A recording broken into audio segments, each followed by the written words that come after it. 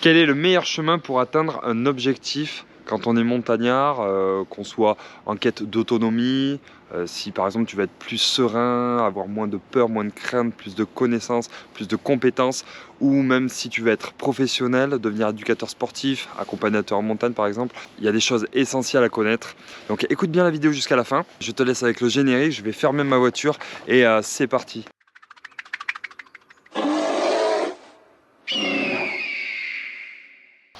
Bon, si on se connaît pas, moi je m'appelle Guillaume, je suis accompagnateur en montagne diplômé d'État depuis plus de 10 ans dans les Pyrénées, Pyrénées-Béarnaises, et je suis spécialisé dans la survie, l'autonomie, et je suis également coach pour particuliers et professionnels. Alors là, dans cette vidéo, je vais faire le lien avec la newsletter que j'ai envoyée à mes abonnés ce matin.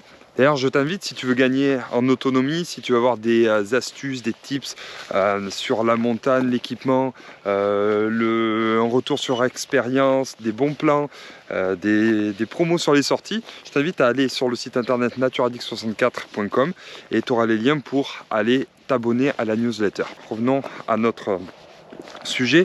Donc, comment atteindre son objectif? Admettons que tu aies, par exemple, en vue un sommet, quelque chose de, on va dire, assez grand pour que ça te fasse peur, hein, que ce soit un sommet ou alors, admettons que tu vas y passer le probatoire d'accompagnateur.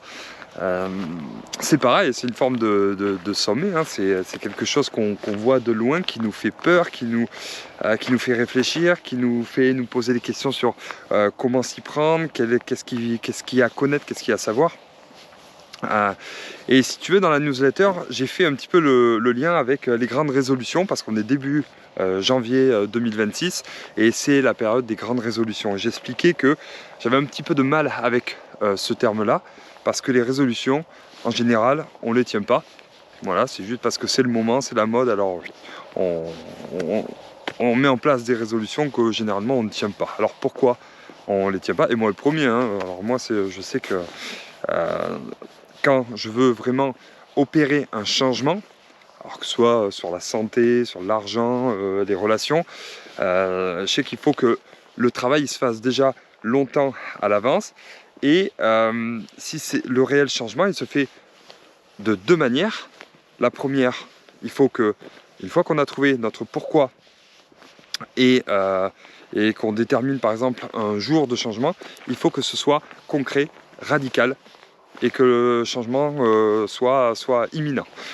Et dans un deuxième temps, il faut accepter le fait que ça va pas se faire, on va pas devenir, par exemple, si on veut gagner 3000 € par mois, alors qu'on est à 1500 ou 2000, il faut bien se dire que ça va pas arriver d'un coup et que il faut accepter le fait que tout ça, ça va prendre du temps. Mais il faut se projeter, par exemple, si on veut gagner 3000 €, ou prenons l'exemple des montagnes, si on veut atteindre, par exemple, le Vignemale, le Mont Blanc, il faut déjà se mettre dans la tête d'un conquérant et d'un vainqueur. Voilà, c'est ce qu'on appelle la manifestation. Il faut déjà voir la fin du film pour anticiper et essayer de commencer et de prendre la bonne voie. Alors bien entendu, il faut que ce chemin soit réalisable, qu'il soit réaliste, mais souvent il est bloqué par des croyances, par des peurs, et c'est ça qu'il faut casser de suite. On dit souvent, moi je suis pas motivé, là j'étais motivé à telle période, et puis là je le suis plus.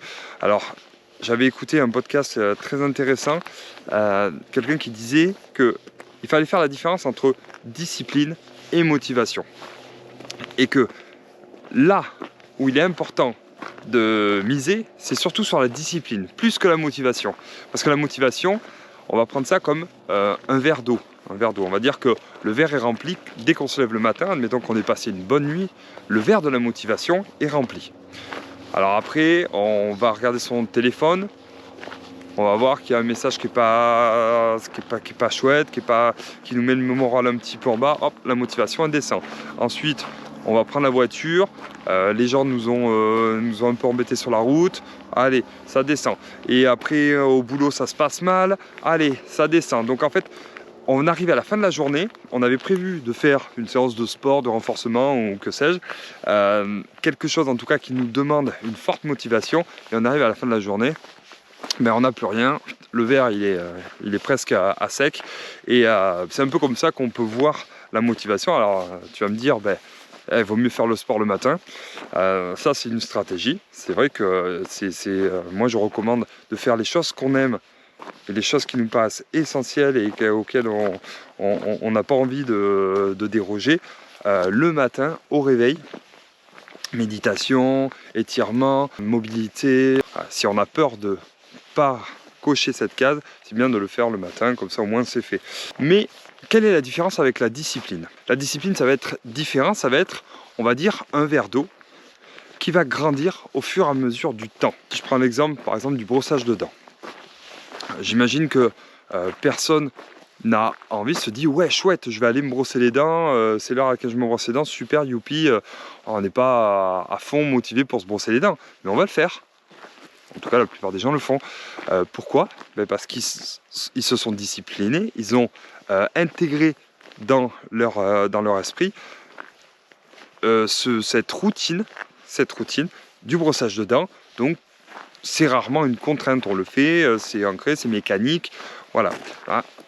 Pour moi, le travail de renforcement physique, de la connaissance du milieu, des risques, la météo, l'orientation, ça, quand on a un objectif, il faut l'intégrer progressivement de manière disciplinée. Voilà. Donc ça peut être tous les jours, on travaille 1 heure son physique, 1 heure l'aspect connaissance technique, ça fait que 2 heures par jour, hein. Et c'est comme ça qu'on progresse, c'est comme ça qu'on arrive à atteindre ses objectifs. Je l'ai fait un petit peu moi sans trop m'en rendre compte, sans trop le conscientiser quand j'étais jeune étudiant et que je préparais le probatoire d'accompagnateur. Mais le fait qu'on soit coaché par quelqu'un, c'était mon prof de sport à l'époque du lycée où j'étais en Corse, le fait qu'on soit coaché, quand j'y repense, je me dis en fait c'est exactement ce qui nous a inculqué de la discipline. Tous les week-ends, on devait se rendre à tel endroit pour covoiturer, pour aller s'entraîner, aller faire l'orientation, aller se casser les jambes pour pouvoir après être prêt. On avait 1 an de préparation pour passer le probatoire d'accompagnateur en montagne. Avant, bien sûr, il y a eu le travail du pourquoi, qu'est-ce que vous allez gagner à faire ça, comment vous allez vous sentir. Donc il faut vraiment émotionnaliser, il faut bien relever quelles émotions vous allez percevoir quand vous allez réaliser cet objectif. Ça, c'est vraiment élémentaire. Donc c'est comme ça que on attire les choses à soi. Moi, c'est ce que, en tout cas, je peux conseiller à tout le monde. Si vous voulez performer dans le milieu de la montagne, que vous soyez encore une fois amateur avec un petit objectif, un moyen objectif ou un gros objectif, ou en quête de devenir professionnel, soyez discipliné. Passez par les 2 phases. On actionne le levier du changement concret, radical, peu importe que ce soit début janvier ou à la fin août.